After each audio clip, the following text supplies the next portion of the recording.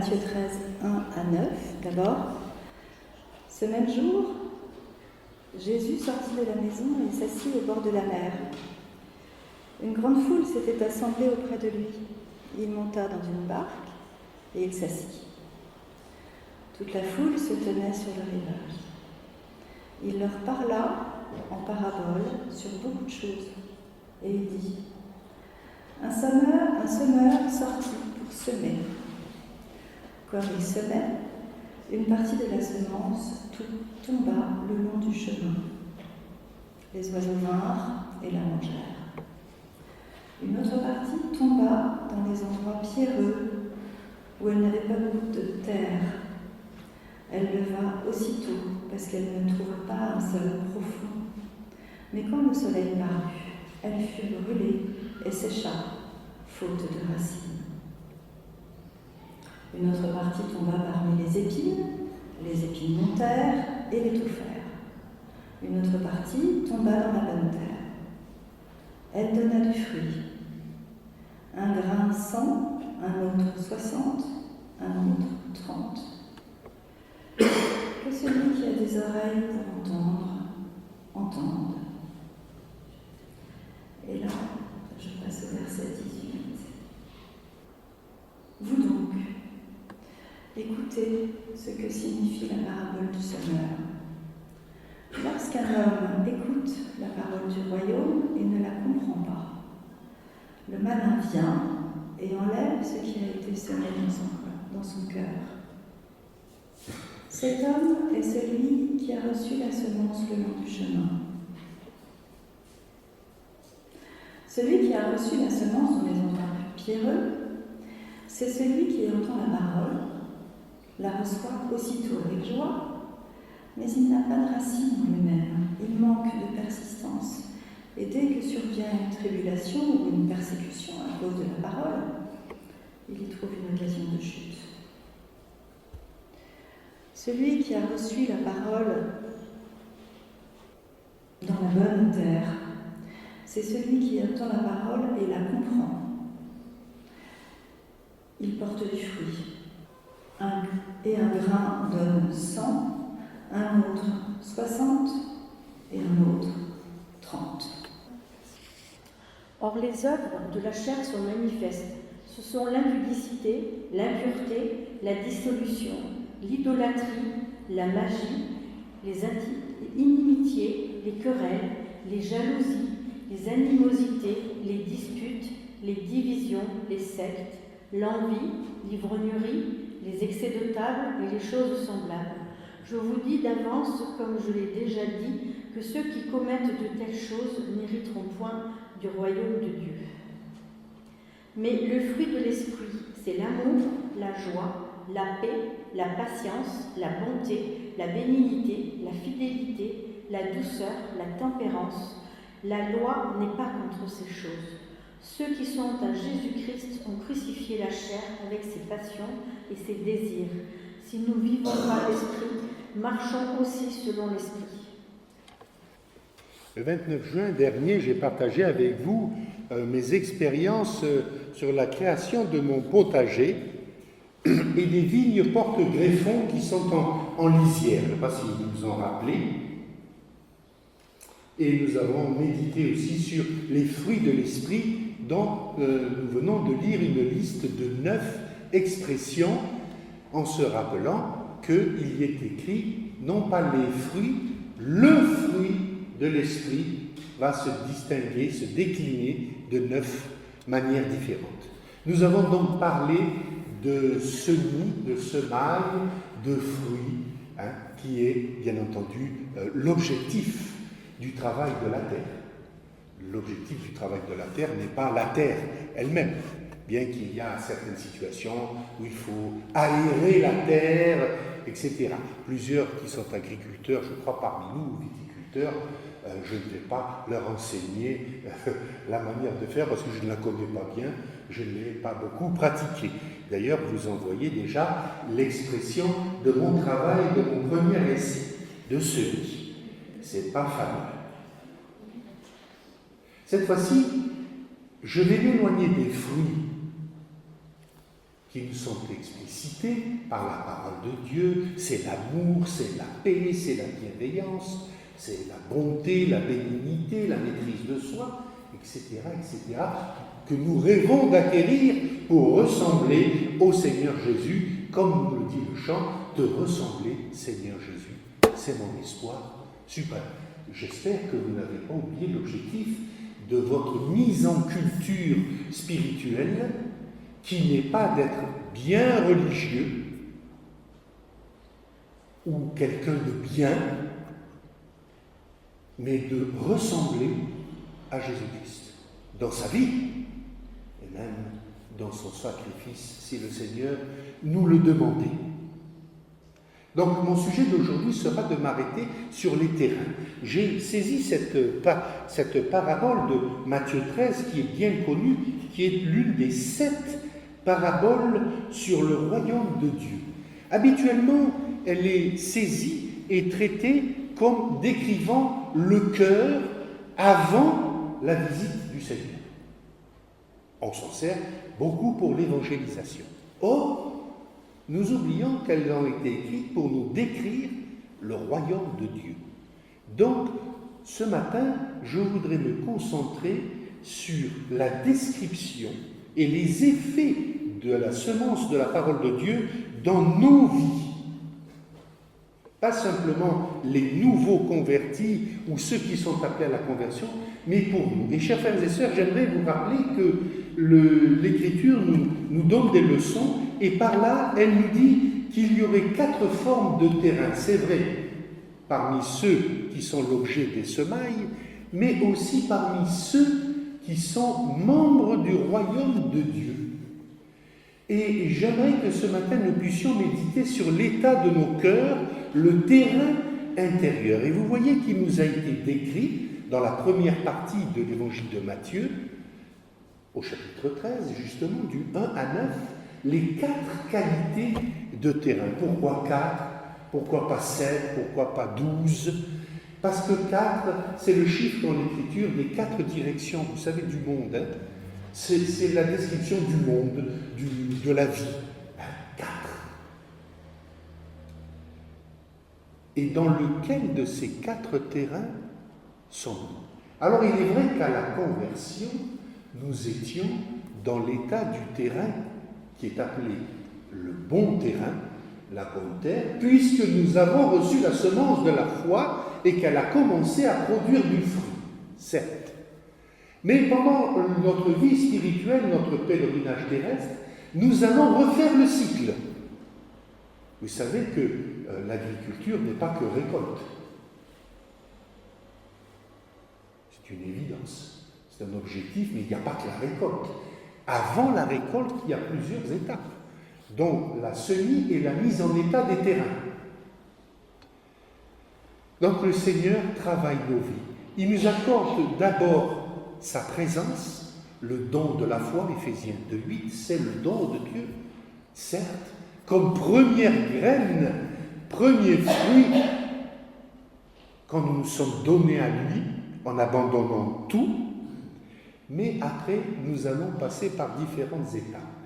Alors, il y a l'étape où vous allez dire, c'est un drôle de semeur, mais il faut comprendre. Les semis de l'époque, ils sèment au bord du chemin, ils sèment dans les épines, et ils sèment sur les talus qui sont pleins de cailloux que justement on a enlevés souvent du milieu du terrain, sauf pour les graves, les vignobles de Bordeaux, où on se plaît à laisser toutes ces pierres, anciennement amenées par le fleuve. Il paraît que ça donne un goût particulier, surtout au blanc, mais au rouge aussi, les graves, à Bordeaux.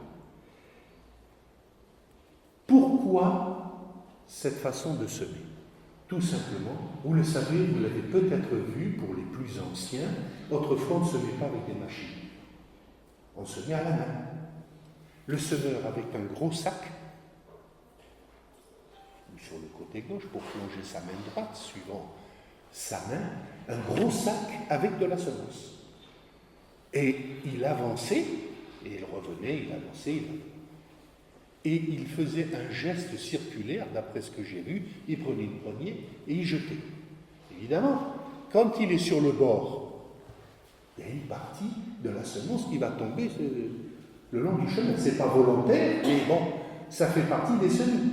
On va en perdre un peu, mais de toute façon, 1 grain pour 100, 1 grain pour 30, 1 grain pour 60, vous récupérez la perte le long du chemin.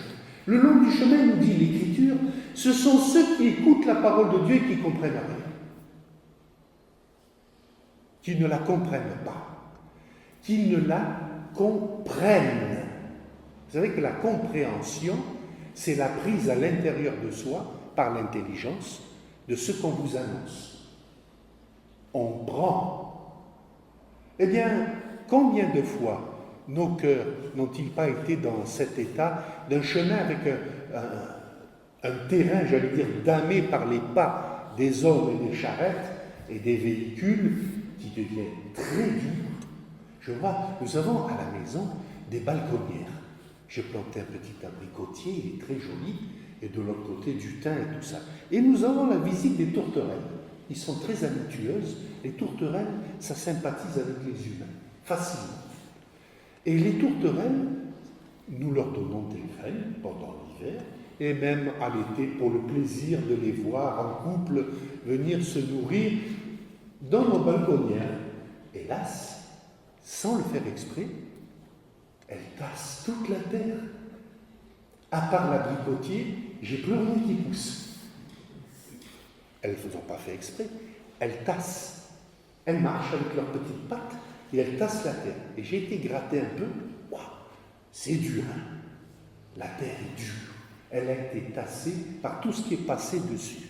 Et combien de fois, chers frères et sœurs, sans m'étendre, ou cher ami, si tu n'es pas encore dans cet état de visite du Saint-Esprit, nos cœurs, damnés par le passage des épreuves de la vie, des soucis de la vie, des difficultés de la vie, ne sont-ils pas devenus, en tout cas sur les bords, un peu durs, damnés, tassés, il n'y a plus rien qui pousse.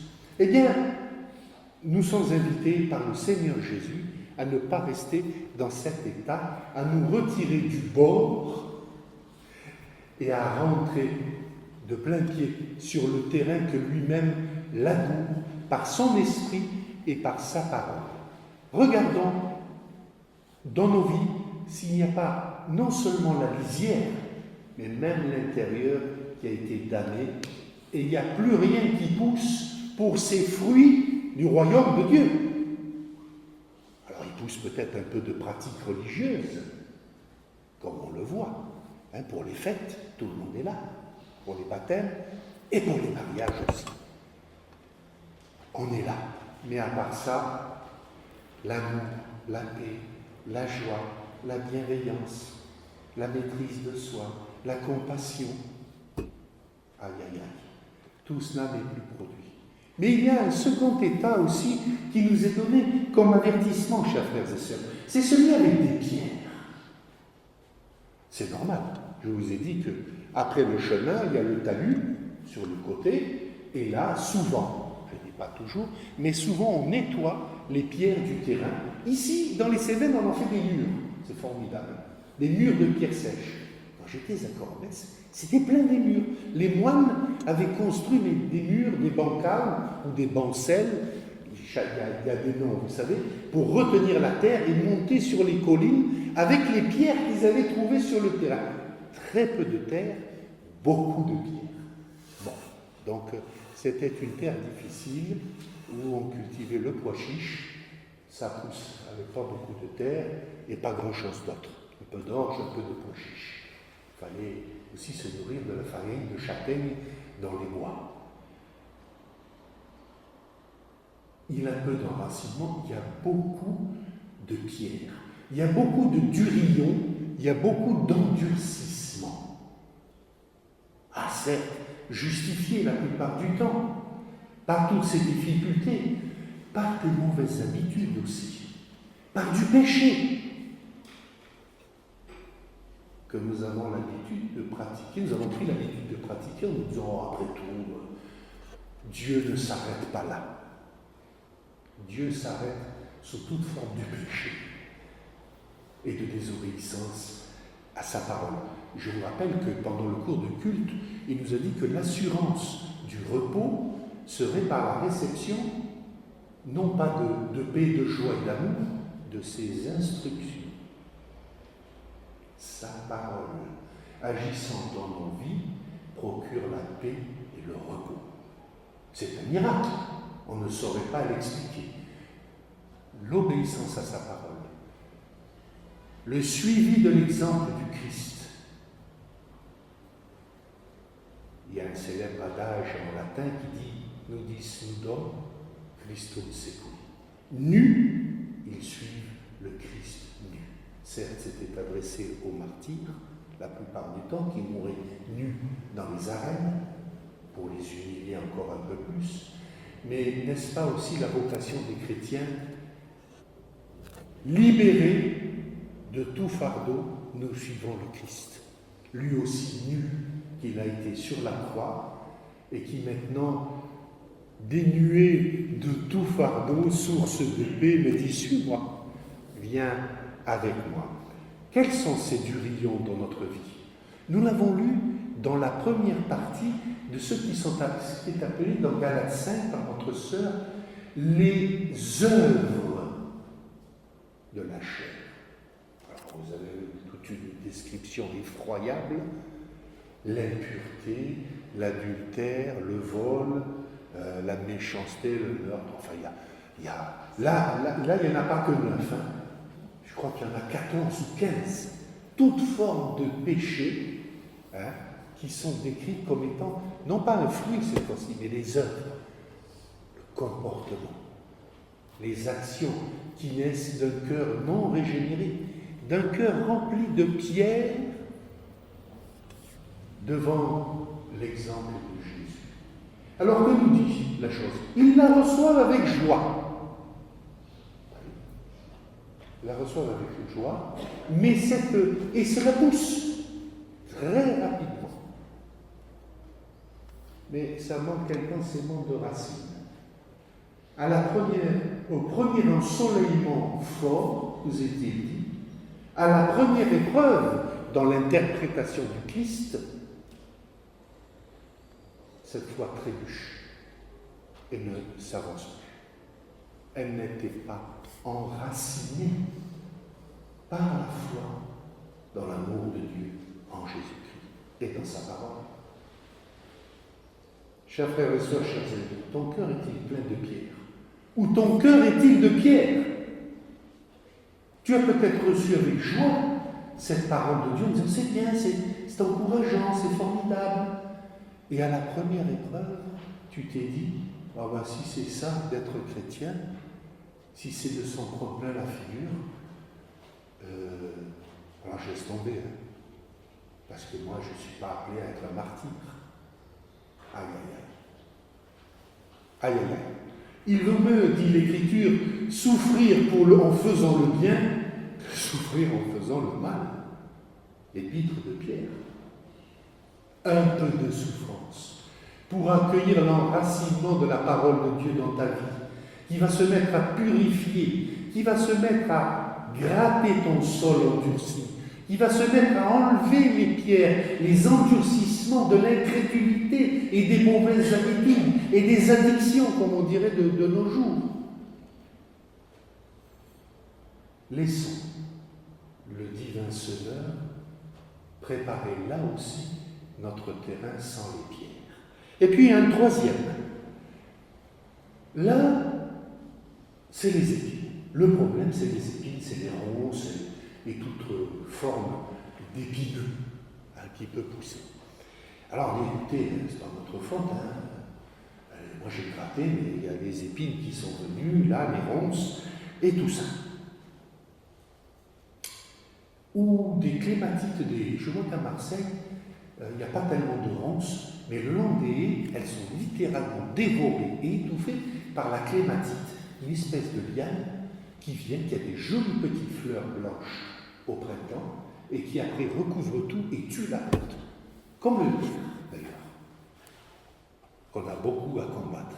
Eh bien, les épines, nous dit le Christ, ce sont les soucis de la vie du siècle et l'attrait des richesses, le matérialisme. Chers frères et sœurs, ces épines ont poussé parce qu'elles avaient une justification. Les soucis de la vie. Regardez, il faut faire ce qu'il faut faire. Il faut travailler, il faut éduquer sa famille, enfin il faut élever une famille. Oui, mais il ne faut pas que ça prenne le dessus sur ta foi en Dieu. Combien de fois? Et je comprends, me suis-je confronté à ces jeunes qui me disaient « Je ne viens plus au culte parce que je vais passer mes examens. » Je dis « Tu ne cherches pas la bénédiction de Dieu ?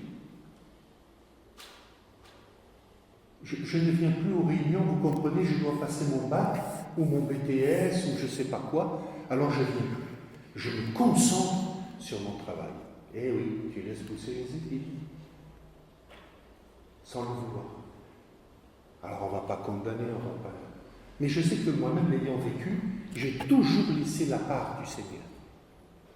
Et j'ai passé mon bac, et j'ai passé mon BTS, et j'ai passé mon probatoire au DECS d'expertise comptable, et j'ai eu mon BEP, j'ai eu mon CAP, et mon certificat d'études. C'était la dernière année où on le passait. Je les ai tous eus, sans jamais sacrifier la part de Dieu. Et Dieu a béni. Alors, chers frères et sœurs, si le souci de la vie ont pris une trop grande place dans ton existence, te faisant oublier les nécessités du royaume de Dieu, mais rappelle-toi qu'elles vont étouffer ta foi. Elles vont tout détruire. Vous avez tous vu des ronces. C'est une vengeance, mais c'est affreux, les ronces. Quand ça arrive chez vous, il faut que je combatte ça, que j'arrache même la racine, enfin, je brûle même en hiver. Attention, en hiver, pas en été, que je passe au bec, pour brûler jusqu'à la racine les ronces qui vont tout dévorer, tout recouvrir et tout tuer. Certes, il y aura des murs au mois d'août, mais il y aura des murs de ronces toute l'année. Si nos cœurs ont laissé pousser les épines, chers frères et sœurs, combattez les épines de votre cœur, qui blessent tous ceux qui vous approchent et qui vous blessent à vous, vous privant du fruit, l'amour, la paix, la joie, la bienveillance, la patience, la maîtrise de soi, la tempérance, l'amitié fraternelle. Elle nous prive de tous ces fruits. Et pour terminer, chers frères et sœurs, la bonne terre. La bonne terre, c'est celle qui n'a plus d'épines, c'est celle qui n'a plus de cailloux, et c'est celle qui n'est pas damnée parce qu'elle a été bien labourée en hiver ou au printemps, suivant ce qu'on plante, les hâtifs ou les tardifs. Elle est là. Et elle produit. Et elle produit quoi? Elle produit le fruit de l'action du Saint-Esprit dans ma vie, qui trouve une liberté d'action, non limitée par l'attrait des richesses. J'ai oublié de le commenter, mais vous savez ce que c'est, le matérialisme, la poursuite de la réussite dans la vie, gagner de l'argent. Voilà. C'est l'objectif de la majorité de nos jeunes dans ce monde, se faire une place au soleil en gagnant beaucoup d'argent sans beaucoup de travail. C'est ça le problème. Voilà. Les épines, elles sont venues, avec beaucoup d'influenceurs qui les plantent avec joie dans nos vies. Alors, où allons-nous en rester sur ces 4 terrains? Où en es-tu? As-tu des endurcissements dans ta vie? As-tu beaucoup de pierres? As-tu beaucoup d'épines? As-tu beaucoup d'attrait des richesses de ce monde? De la prospérité? Abandonne tout cela. Viens au Seigneur Jésus pour lui ressembler et pour être semblable à lui. Et je conclus avec l'épître de Jacques, chapitre 1, verset 21. C'est pourquoi, rejetant, c'est une version moderne, rejetant toute saleté et tout débordement de méchanceté, recevez avec douceur la parole implantée en vous qui a la puissance de sauver vos âmes. cette semence de la foi que je veux favoriser pour sauver mon âme.